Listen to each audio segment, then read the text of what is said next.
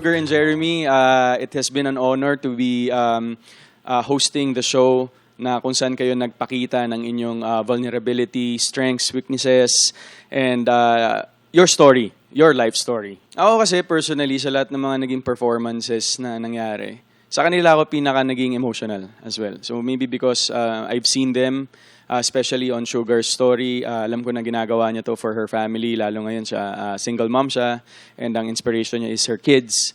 So I think the heart and the message of the song, ganda rin kasi nung parang nagkaroon sila ng voice-over alongside the music while they're dancing. I think that's one of the aspects na naka-instant hook sa akin when I was watching it.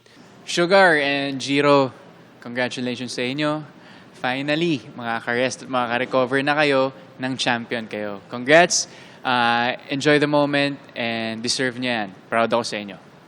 Kung ano man yung natutunan nila dito sa mga coaches dito, ipagpatuloy pa rin nila. Yung fire na meron sila ngayon, yung pagiging active nila, kung ano man yung nadisiplina dito, pagdating sa pagsasayaw, magamit pa nila sa mga susunod nilang performance. Oh, anong nais niyong sabihin?